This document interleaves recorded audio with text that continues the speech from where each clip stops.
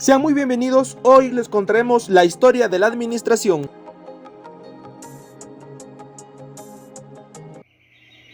Época primitiva.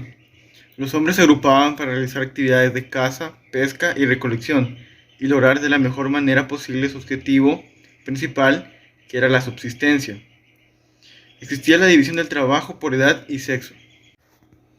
Los miembros de la sociedad se agrupaban para repartir diferentes tareas que les permitían sobrevivir en entornos difíciles, pues se encuentran en el exterior.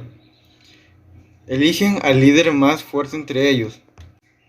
Otros trabajaban en la pesca, la recolección de alimentos y la caza.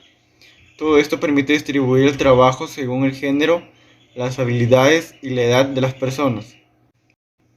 Mientras que en época agrícola, el hombre siempre ha trabajado para subsistir, tratando de ejercer sus actividades con el mayor efectividad posible. En otras palabras, ha aplicado la ley de oro de la administración, que consiste en obtener los máximos resultados con el mínimo esfuerzo. En época primitiva, cuando el hombre comenzó a trabajar en grupo, surgió de manera incipiente la administración como una asociación de esfuerzos para lograr un fin determinado que requería de la participación de varias personas. El descubrimiento de la agricultura origina la vida sedentaria y la necesidad de coordinar mejor los esfuerzos para la siembra y el almacenamiento de las cosechas. En consecuencia, se aplicaron formas de administración en la agricultura. Ahora continuamos con el periodo medieval. A medida que el Imperio Romano desaparecía, otra organización grande comenzaba a escribir su historia. La Iglesia Católica heredó muchas tradiciones administrativas de los romanos, comenzando por la administración de territorios. Con sus diócesis, provincias y vicarios, copió no solo el tipo de organización geográfica, sino también un lenguaje que los romanos utilizaban para designar a los administradores locales. A la estructura geográfica, la Iglesia añadió una poderosa administración central con diversas juntas de consejo creadas a lo largo de los siglos, las cuales eran responsables de propagar la fe, preservar la doctrina y formar sacerdotes. Aquí se dio el sistema feudal, donde la administración geográfica de los romanos se transformó en un sistema feudal que persistió durante el periodo medieval. La autosuficiencia y la protección contra las dificultades de la época fortalecieron un sistema en que las personas se congregaban alrededor de los soberanos. La principal lección que ese periodo enseña a los estudios de la administración es la importancia de interés común. Justamente por la falta de este, el sistema feudal alimentó los mismos conflictos que entregaron los griegos y los romanos. Aquí también hablaremos de la organización del trabajo, que es un foco de interés para el estudio de la administración, es la organización del trabajo en la Europa medieval. Las asociaciones de artesanos o empresarios de la misma rama de negocios, llamadas guildas, controlaban la producción y distribución de bienes.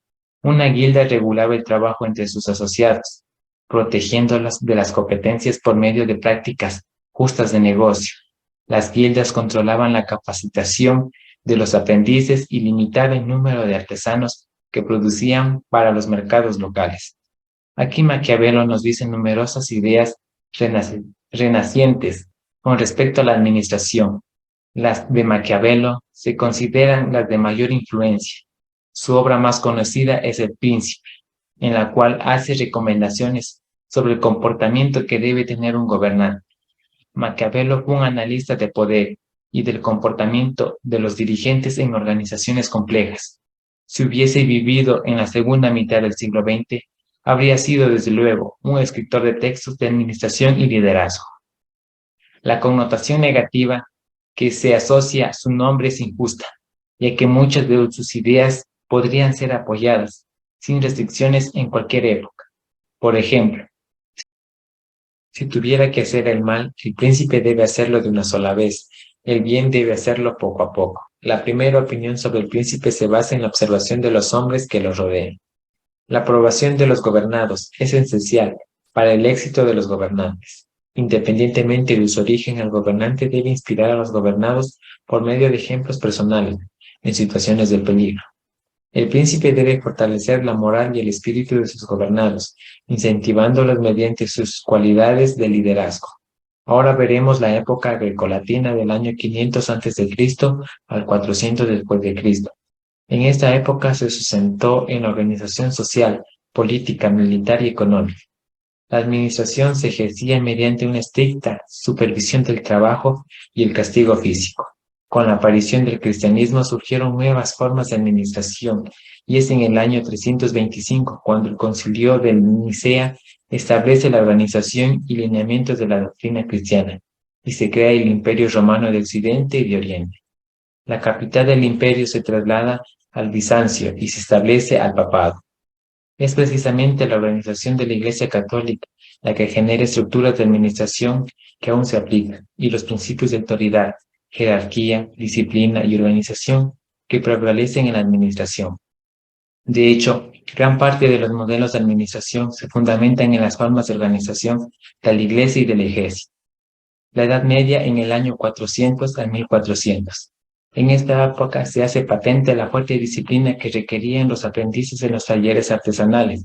Con el desarrollo del comercio, proliferaron los pequeños talleres, y los comerciantes intervinieron como intermediarios entre el productor y el consumidor. Empezaron a movilizarse entre diversas regiones, y surgió la necesidad de fijar especificaciones, suministrar muestras, garantías y otros medios para establecer el equivalente a la administración de aquella época. Una forma de organización para satisfacer estas nuevas condiciones fue de los gremios asociados que existieron en Europa desde el siglo XIII hasta el XVIII, y que prácticamente eran monopolios integrados por artesanos especializados en determinada actividad, tejedores, joyeros, escultores, etc., que se organizaban en una determinada ciudad para comercializar sus productos. Edad Moderna, Renacimiento y Reforma en el año 1400 a 1700.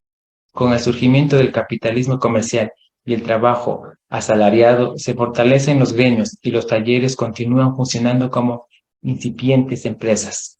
Los sistemas de administración y los estilos de liderazgo continúan con las características de la Edad Media. La Revolución Industrial apareció en el año 1700 y se extendió hasta el año 1900. Aquí es donde aparecieron diversos inventos y descubrimientos. Un ejemplo sería la máquina de vapor. Además que estos propiciaron el desarrollo industrial y consecuentemente grandes cambios en los procesos de producción. La complejidad del trabajo hizo necesaria la aparición de especialistas, administradores, que entendían directamente todos los problemas de la fábrica. Durante la Revolución Industrial, con la producción en serie y la especialización del trabajo, los problemas de fabricación y administración se tornaron más complejos. Además de que aquí el alto valor del trabajo artesanal disminuyó, y aparecieron también los intermediarios de producción entre el dueño y el operario. En esta etapa, para resolver la problemática de la administración, se contrataban especialistas en el estudio de factores técnicos de materiales, procesos e instrumentos de medición.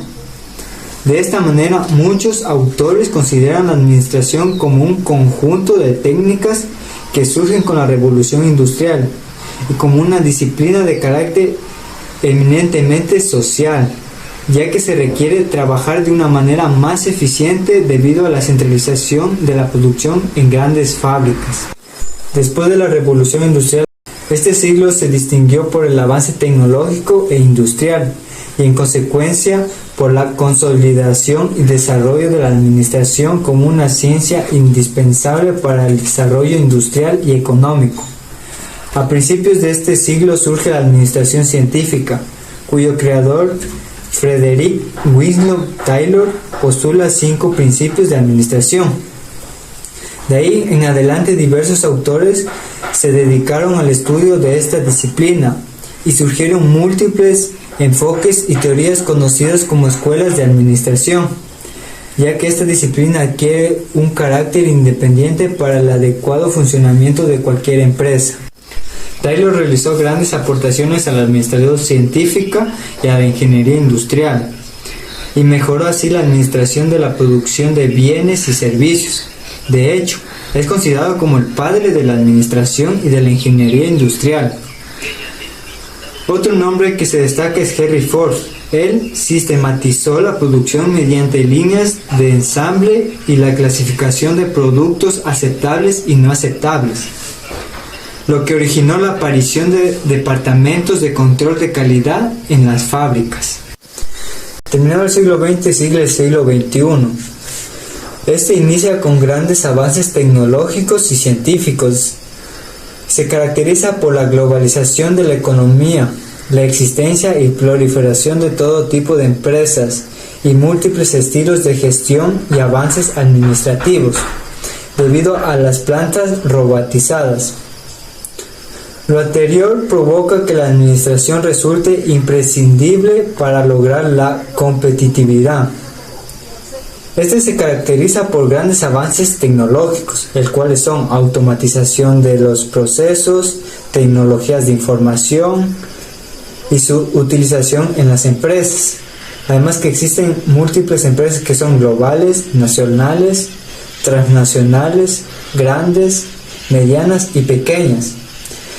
Con esta enorme competencia, la utilización de diferentes escuelas y estilos de administración es indispensable.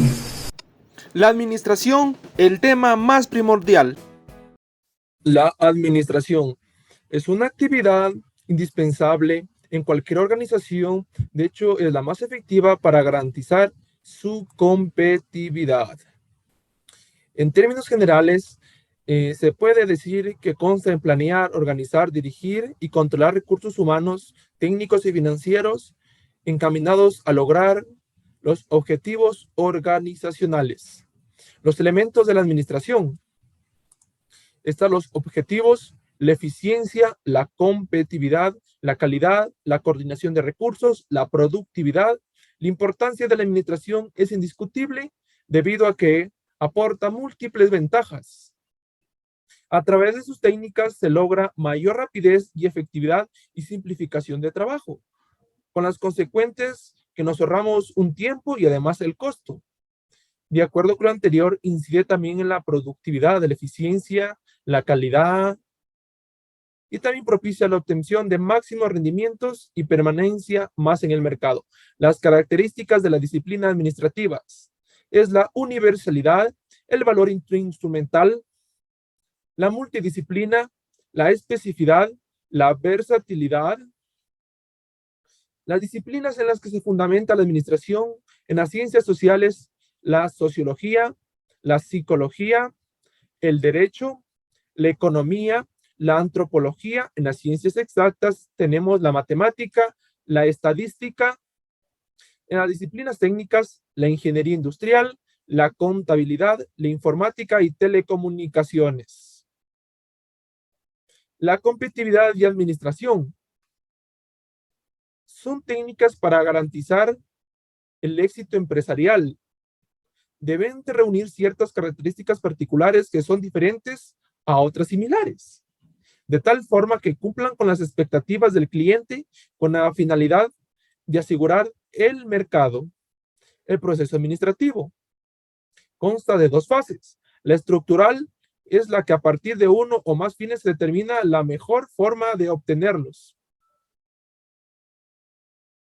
El proceso administrativo consta de la planeación, la organización, la integración, la dirección, el control. Principios de administración. 1. Planeación. Factibilidad, objetividad, flexibilidad, cuantificación, unidad del cambio de estrategias. 2. Organización. De la misión, simplificación, especialización, jerarquía, paridad de autoridad y responsabilidad, unidad de mando, difusión, amplitud o toma de control. De la coordinación, adecuación. 3. Integración. Provisión de elementos necesarios, calidad de los proveedores, el hombre adecuado para el puesto adecuado. 4. Dirección. De la resolución del conflicto, aprovechamiento del conflicto, impersonalidad de mando, coordinación de intereses, de la vía jerárquica. 5. Control. Equilibrio, indicadores o estándares, oportunidad, desviaciones, costeabilidad, excepción, función controlada. Ética y valores en la administración social.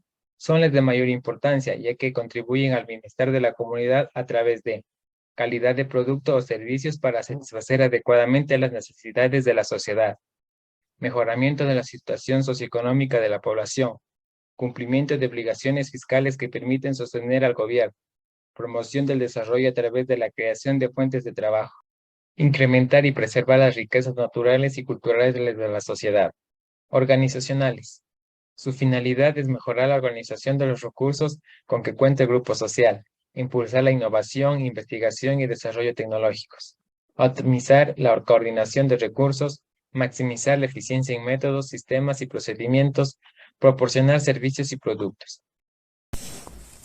Según Chester Barnard, la parte esencial del trabajo del ejecutivo no es dirigir personas, pues éstas deben dirigirse a ellas mismas cuando trabajan bajo un régimen de cooperación. Estas tienen tres responsabilidades principales, que son desarrollar y mantener un sistema de comunicación con la organización informal, promover la información y el mantenimiento de un sistema de recursos humanos, y la última es formular y definir los propósitos, objetivos y fines de la organización, lo que incluye enseñar a los funcionarios operativos los propósitos generales y las grandes decisiones, de modo que permanezcan con una actitud coercitiva y sean capaces de tomar decisiones finales y detalladas en forma coherente. Otra persona importante es Herbert Simon. Él nos habla sobre el proceso de decisión. Él, en la década de 1960, hizo una contribución de gran importancia para el estudio del trabajo de los gerentes. Además, aisló un aspecto del trabajo gerencial que ya había abordado Fayol y Barnard, ampliándolo para su estudio. Este consistía sobre que un problema toca hacer una prospección, o sea, un análisis de un problema o situación que requiere solución. Luego de esto hay que hacer una concepción, que es la creación de opciones de solución para un problema o situación. Terminado esto, es donde se toma una decisión, un juicio y elección de una alternativa. Henry Mintzberg y los papeles gerenciales.